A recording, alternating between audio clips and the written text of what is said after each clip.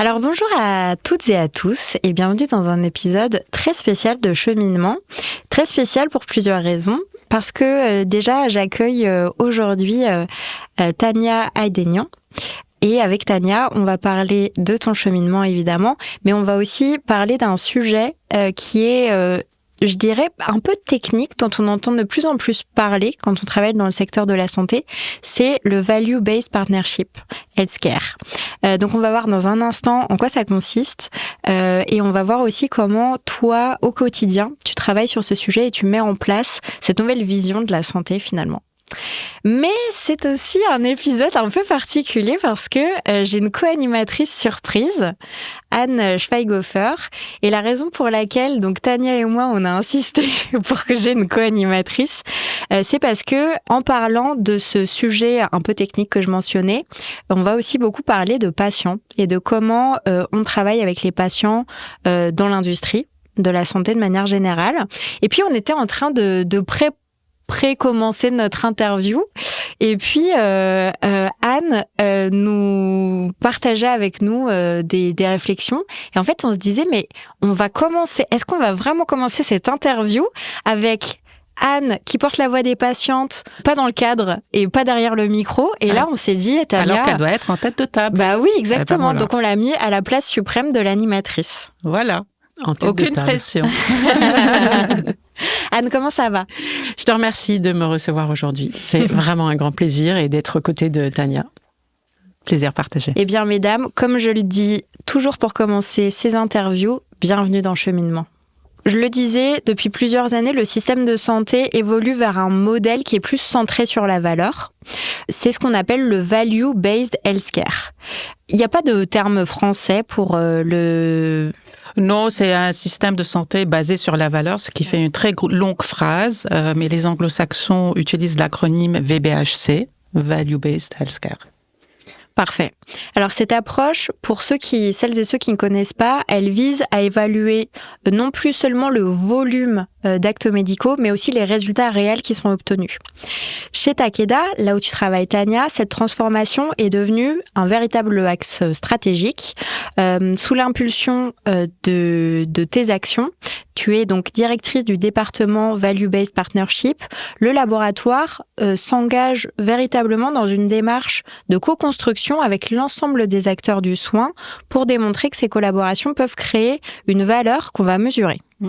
Mais comment définir et prouver cette valeur? Comment embarquer les équipes, convaincre les partenaires, faire évoluer les mentalités?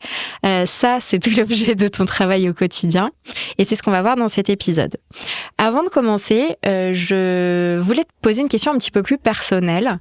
Et c'est vrai que je me demandais, en travaillant cette interview avec toi, tu ne viens pas du milieu de la santé à l'origine. En tout cas, tu n'as pas fait tes études, tu ne te prédestinais pas à une carrière dans la santé. Alors, qu'est-ce que tu faisais avant? Et pourquoi tu as voulu d'un seul coup t'engager aux côtés des patients?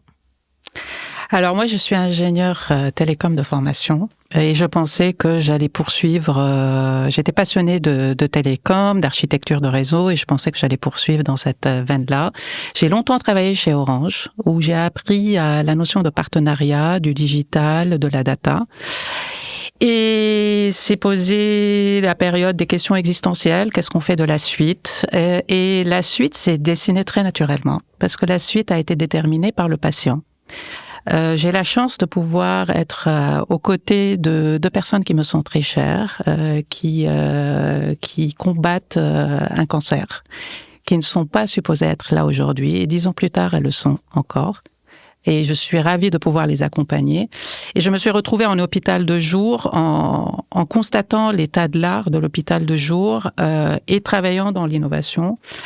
Viscéralement, il ne m'était plus supportable de poursuivre dans l'innovation sans le mettre au service du patient. Et depuis, je m'éclate. C'est vrai. J'ai rejoint le secteur de la santé. J'ai eu la chance de travailler chez Roche. Mais j'ai rejoint Takeda il y a 9 mois maintenant, dans le cadre de cette forte ambition qu'on est en train de mettre en œuvre et dans le cadre de la création de ce partenariat qui s'appelle Value-Based Partnership, où il y a 2 mots-clés, la valeur et les partenariats. En tout cas, c'est très émouvant, je trouve, de voir et de constater ton engagement aussi personnel. Et ça se voit que c'est quelque chose qui te tient à cœur. Ouais, personnellement. Je me demandais, Anne, quand tu rencontres des personnes comme ça te fait quoi ? Tellement plaisir en fait. Des personnes tellement engagées, avec un parcours professionnel et personnel qui se rejoint dans un engagement fort aux côtés des patients. Mais tout à l'heure, tu disais pas qu'aux côtés des patients, tu disais aux côtés de tous les acteurs de la santé. Donc, il y a une vraie notion de démocratie en santé que j'aime beaucoup dans ce que tu dis, c'est-à-dire on met tout le monde autour de la table, laboratoire, professionnels de santé, patients et associations de patients, bien sûr, pour créer un système qui va mieux.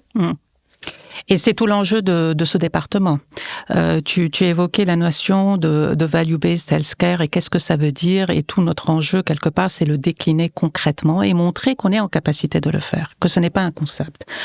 C'est un concept qui existe depuis plus d'une dizaine d'années, qui a donné lieu, notamment en Europe du Nord, aux États-Unis, même en France, mais de manière assez éparse à une matérialisation. En tant qu'industrie, représentant de l'industrie du médicament auprès de Takeda, nous, on a décidé de prendre ce virage pleinement. Parce qu'on a une conviction très forte, c'est que la valeur ne se mesure pas à l'aune de ce qu'on produit ou à l'aune du médicament, mais à l'aune du patient, de ce qu'il vit, de ce qu'il réalise. Et c'est ça notre boussole, et c'est ce qui, quelque part, dessine la constitution de ce département-là. Et ce qu'on cherche à faire, la mission de ce département, c'est de relier quelque part, c'est de démontrer cette notion de valeur qui est une notion très globale et abstraite dans la vraie vie, en reliant la performance clinique à l'expérience vécue par le patient et aux résultats observés au sein du système. Une fois que j'ai dit ça, concrètement, ça veut dire quoi ? Oui, et est-ce que tu peux nous expliquer aussi en quoi c'est une rupture ?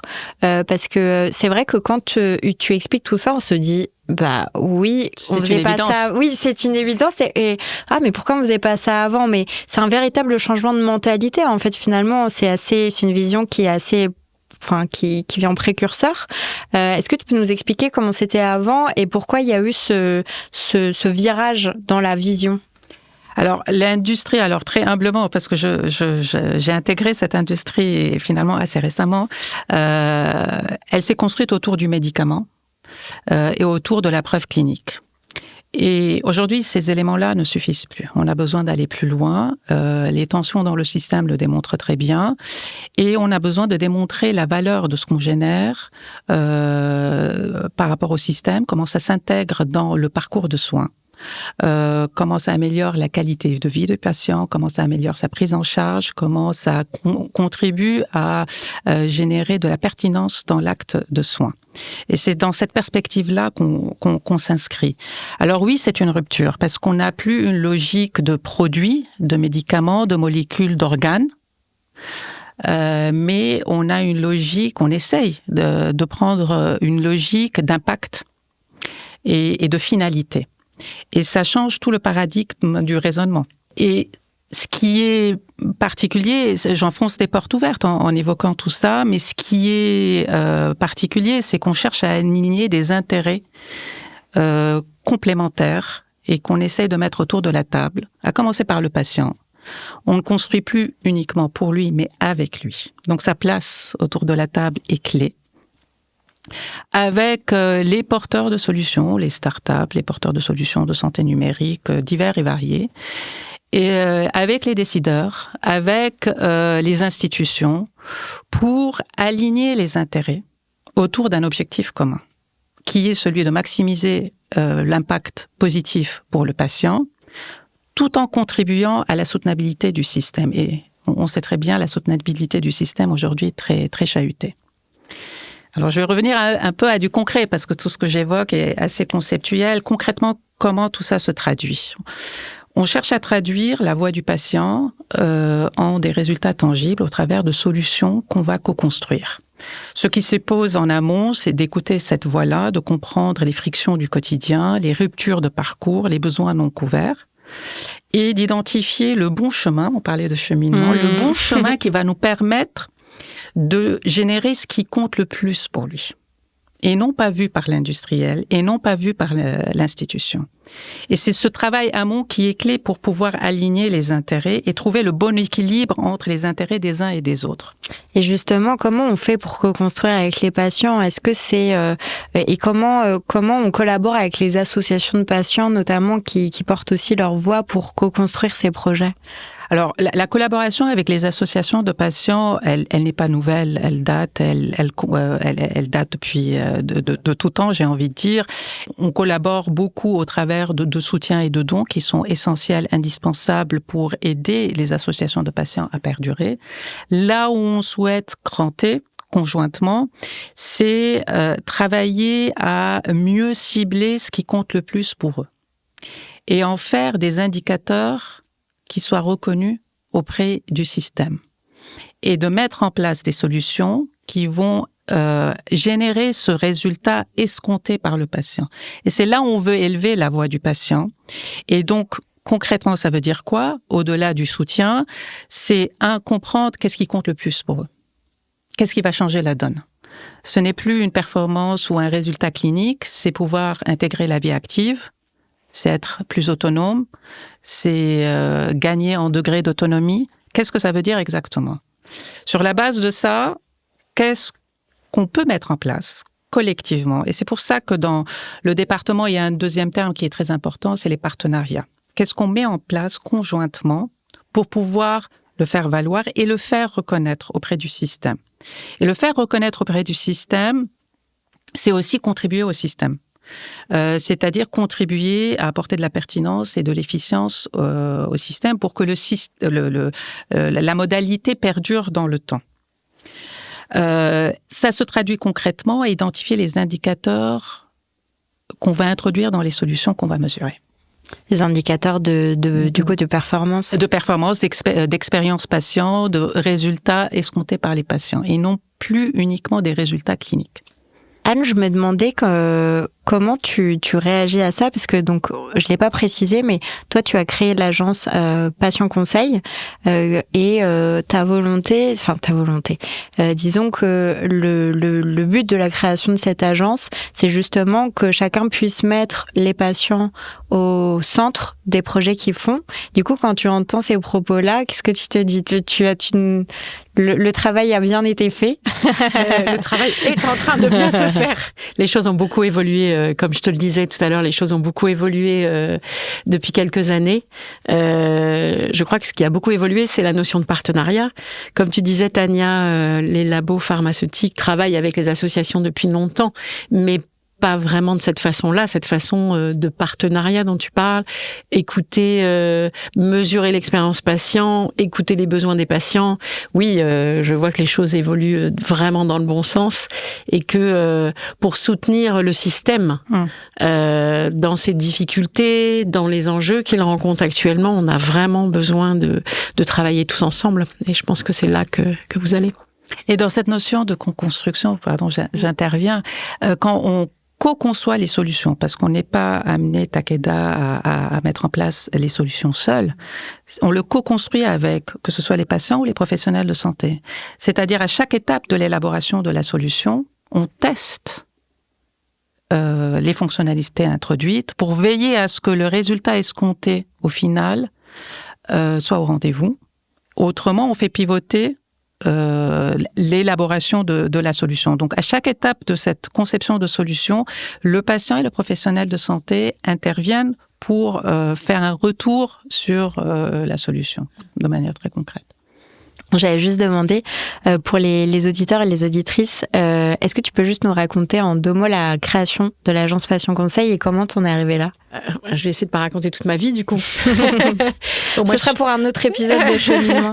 Je suis dans la santé depuis toujours et je travaillais pour la Croix-Rouge française et je suis moi-même à mon tour tombée malade. Je vis avec un cancer métastatique et en fait, c'était comme rajouter une corde à mon arc que de faire rentrer l'expérience que je vivais avec la maladie, l'expérience que je vis toujours avec la maladie, puisque je suis toujours dans le système de santé, suivie dans le système de santé.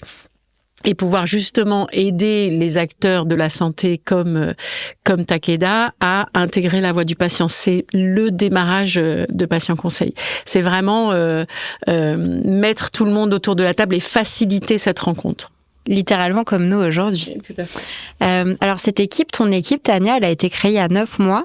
J'ai quand même envie de te demander, est-ce que tu pourrais nous partager des exemples? Alors j'imagine que les collaborations et les projets, ils n'ont pas eu lieu déjà puisque c'est un peu tôt pour le dire, mais quelles sont tes envies? Quels sont les projets peut-être que vous avez imaginés? Quels sont les exemples concrets en fait de collaboration que vous aimeriez faire?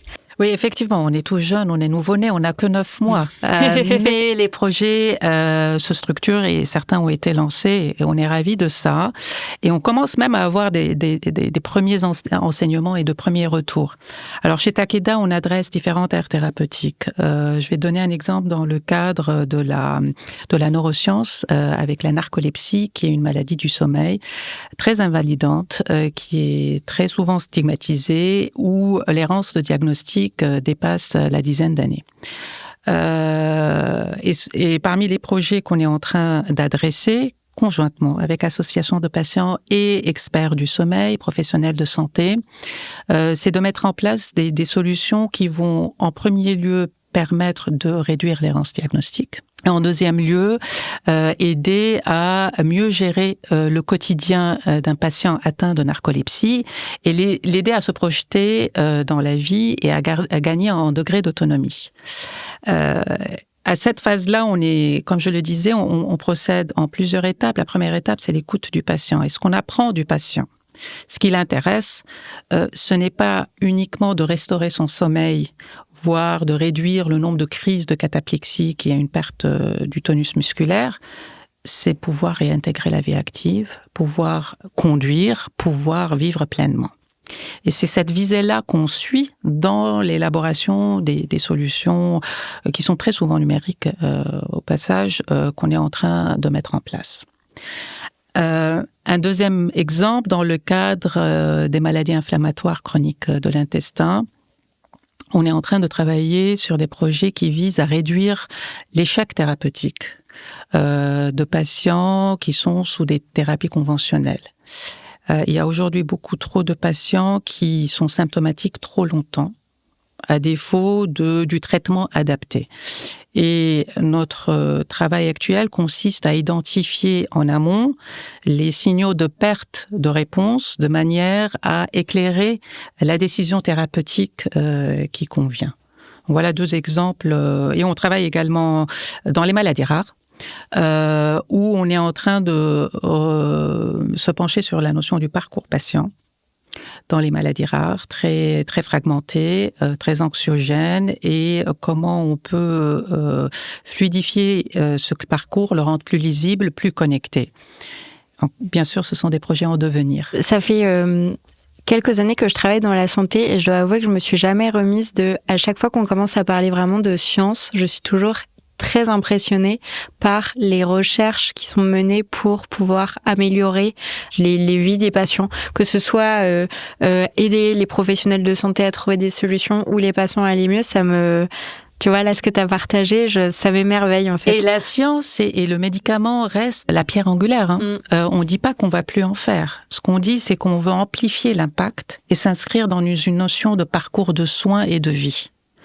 Et donc amplifier la notion de valeur qui ne se limite plus à une valeur économique, voire à une valeur clinique, mais intègre des notions de qualité de vie, d'expérience patient. Et de besoin, enfin, ce que tu disais sur le patient, atteint de narcolepsie notamment, mais les autres aussi, ce besoin d'indépendance, en fait. Tout à fait. C'est très parlant et très humain. Je me demandais, est-ce que pour toi il y a des conditions clés? Alors je vais même vous poser la question à toutes les deux. Quelles sont les conditions clés justement pour qu'une collaboration entre un industriel et une association de patients devienne value-based et donc apporte de la valeur? Je pense déjà qu'il faut poser les choses en se disant qu'il y a une différence entre les liens d'intérêt et les conflits d'intérêt. On en parlait tout à l'heure. C'est-à-dire que pour moi, une association de patients et un laboratoire ont tout intérêt à travailler ensemble, en dehors de toute notion de conflit d'intérêt. Je pense qu'ils sont dépendants quelque part pour améliorer le parcours patient, comme tu viens de le dire, de façon conjointe, autant travailler ensemble. Nous ne sommes pas sans ignorer les difficultés que rencontrent les associations dans leur financement, actuellement encore plus que jamais. Et je pense que le soutien des laboratoires est crucial pour les associations de patients et indispensable. Et que effectivement cette collaboration ne peut pas exister sans soutien financier. Et elles en ont besoin. Et comme tu disais tout à l'heure, Tania, dans le cadre de dons pour fonctionner dans leur fonctionnement et dans le cadre de partenariats pour faire des projets ensemble. Et justement, en rebond à ce que tu dis, pour moi, le point de départ, c'est avoir une vision et des objectifs, un objectif commun. C'est ce qui va nous unir, que ce soit avec l'association de patients, mais avec quelconque acteur, parce que finalement, c'est pas une histoire qui va se jouer à 2 acteurs, mais c'est pluri-acteurs, c'est des coalitions qui vont se mettre en place. Et donc, pour pouvoir guider ce travail-là, le point de départ, à mes yeux, c'est une vision commune, un objectif commun qui nous dépasse tous. Là, ce que je vous racontais au départ, c'est tellement ambitieux qu'on peut être tétanisé en fait par l'ampleur de ce qu'on est amené à faire. C'est ça aussi l'audace de prendre ce virage-là. Donc, premier point, c'est l'objectif commun. Le deuxième, c'est la symétrie des rôles. Et la clarification des rôles des uns et des autres. On est complètement complémentaires. On a des expertises complémentaires. On a des contributions qui sont complémentaires, que ce soit avec les associations de patients ou avec les institutions, les startups et tous les acteurs qui vont permettre justement d'adresser ce résultat ultime qu'on cherche tous et qui va être guidé par l'objectif commun, finalement. Et le troisième point, c'est là où on veut cranter, on pense que le système globalement est amené à cranter, c'est la culture de la mesure, de la valeur et la démonstration de l'impact. Et c'est pour ça que je parlais tout à l'heure d'indicateurs, c'est quand on va établir notre objectif commun, il va être associé à des indicateurs qu'on aimerait atteindre. Et qu'on va démontrer en vie réelle, est-ce qu'on les a atteints ou pas, et on va ajuster. Donc, encore une fois, c'est un changement de paradigme et de culture, et on s'inscrit dans une boucle d'amélioration continue qui consiste à écouter dans un premier temps pour comprendre les intérêts et les besoins des uns et des autres, à agir pour mettre en place les solutions, à les mesurer, et ensuite à ajuster. Mais au-delà de ces 3 points, moi je pense aussi ce qui est le plus important, c'est l'humilité. Parce que cette création de valeur ne pourra pas se faire seule. Elle ne se fait pas à une voix en tant que Takeda, ni à 2 avec l'association de patients, mais à plusieurs voix. Et si on cherche à cranter et à faire reconnaître cette valeur aussi auprès du système, ça veut dire que les acteurs du système doivent être aussi autour de la table. Donc j'espère que la prochaine fois, il y aura encore plus de personnes qu'on va inviter. Et alors, deuxième question que j'ai envie de vous poser à toutes les deux, est-ce que du coup, avec cette nouvelle approche, cette nouvelle vision du système de santé, les associations de patients sont encore mieux valorisées, en tout cas mieux reconnues comme des partenaires, des partenaires vraiment qui vont être autour de la table qu'avant?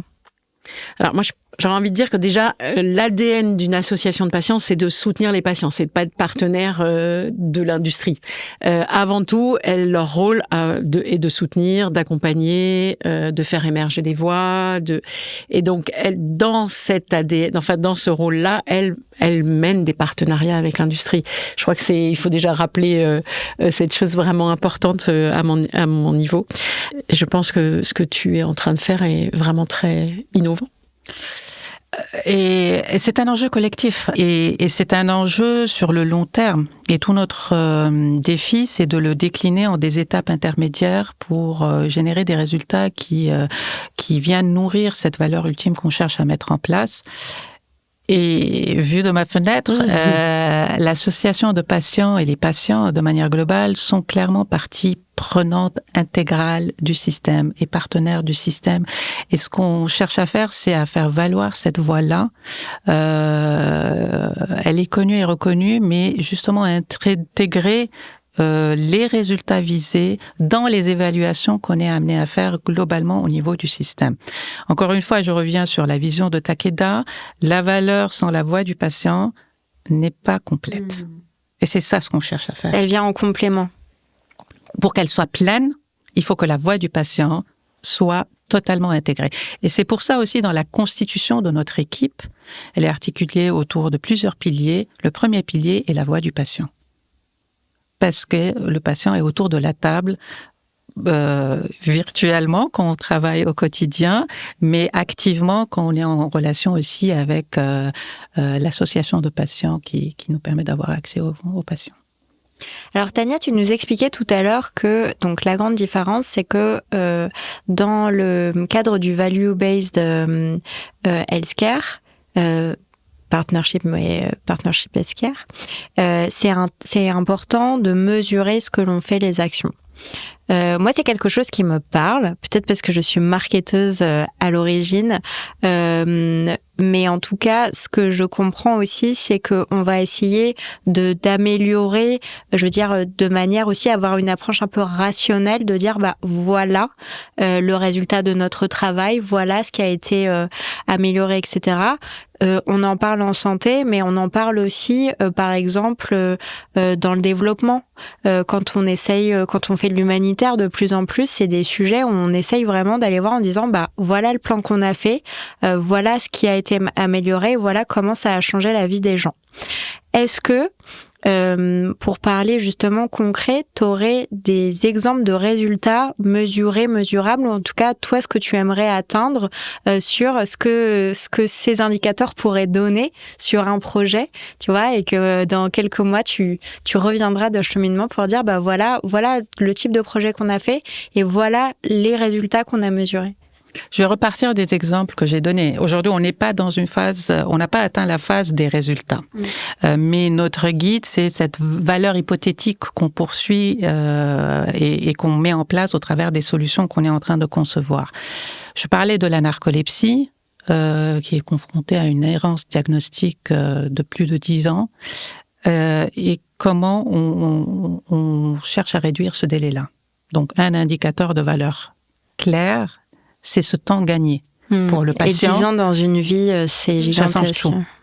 Et ça a un impact non seulement pour le patient, mais également pour le système. Cette errance de diagnostic génère des actes médicaux qui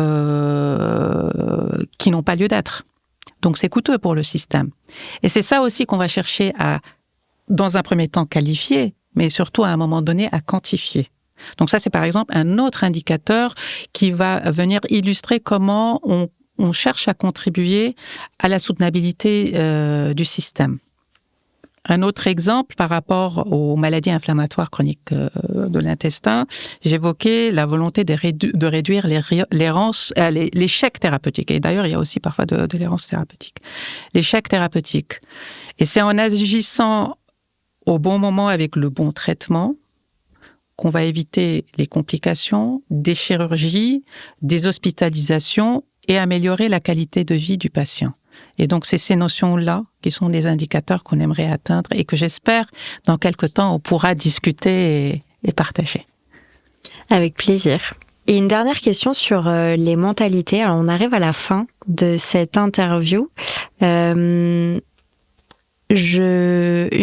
question que je me suis posée, c'est que, comme on le disait un peu au début, c'est un changement de mentalité. Pour les personnes qui travaillent depuis longtemps ou non dans la santé, c'est une façon différente de voir les choses. Ton équipe n'existe que depuis quelques mois, est un nouveau-né, comme tu l'as dit. Ça me parle, surtout oui, en ce moment. En plus. Est-ce que tu as eu du mal à embarquer les gens en interne? Pour avoir travaillé dans l'innovation une grande partie de ma vie, parfois, c'est vrai que quand on pense d'une certaine manière, c'est dur d'embarquer les gens pour qu'ils pensent un peu différemment, qu'ils travaillent différemment. Je me demandais, est-ce que c'était dur dans ton cas? J'ai envie de dire oui et non. Non, parce que c'est la raison pour laquelle j'ai rejoint Takeda, parce que Takeda a une démarche très volontariste sur le sujet. Qui se traduit par la création d'un département déjà. Et j'ai la chance d'avoir une PDG qui est très engagée sur le sujet. Mais ça ne suffit pas. Ce qu'on est en train d'évoquer, c'est une conduite du changement.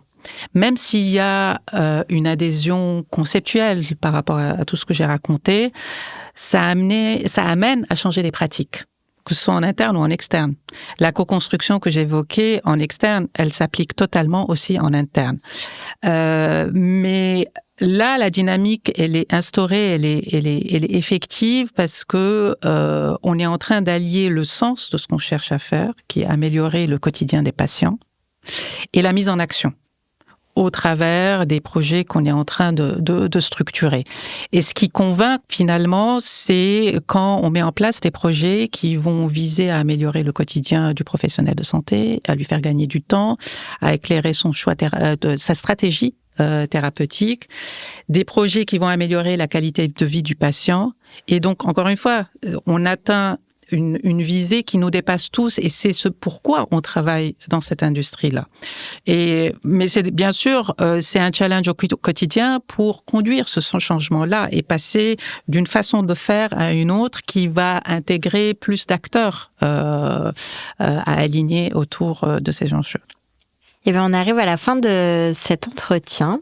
Avant de vous quitter, avec Anne, on voulait quand même vous dire que si ce sujet vous a plu, si vous voulez rencontrer Tania, ou si vous voulez discuter plus longuement de la relation et des collaborations entre l'industrie et les patients, eh bien, on organise un événement. Anne, est-ce que tu peux nous parler de cet événement ?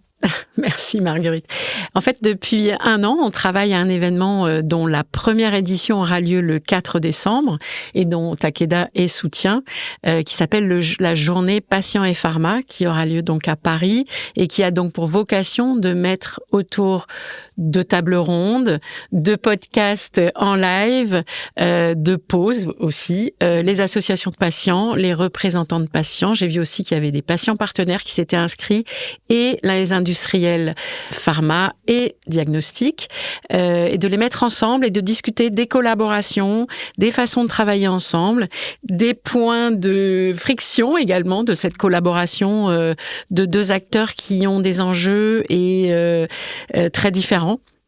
Voilà, donc on est très fiers d'avoir de mettre en place cet événement ensemble avec l'agence MedCheck Studio et l'agence Patient Conseil et avec des partenaires très engagés. Merci beaucoup Tania. Merci à Tania. Vous.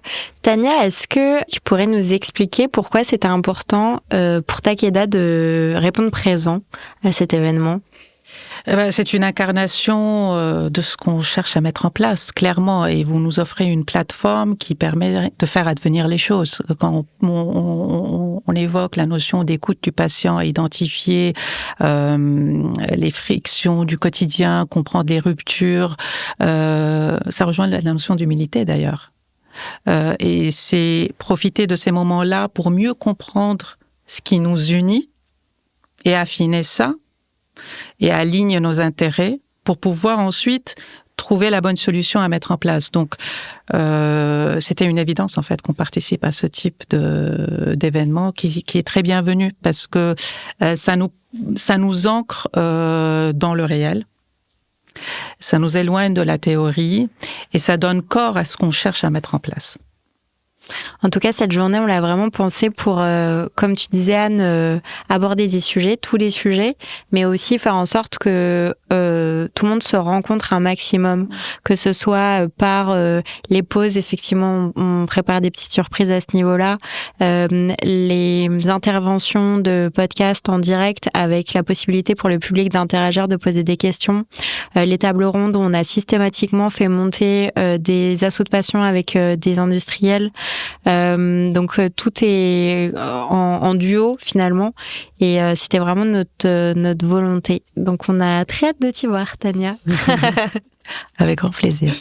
Et merci à toutes les deux. Merci beaucoup Tania. Anne, comment s'est passée cette première émission en co-animation avec moi dans le cheminement ? Génial. Au débeauté, génial. Totalement improvisé finalement. Totalement improvisé, mais extraordinaire. Merci beaucoup Marguerite. Avec grand plaisir. Vous revenez toutes les deux quand vous voulez. Avec grand plaisir.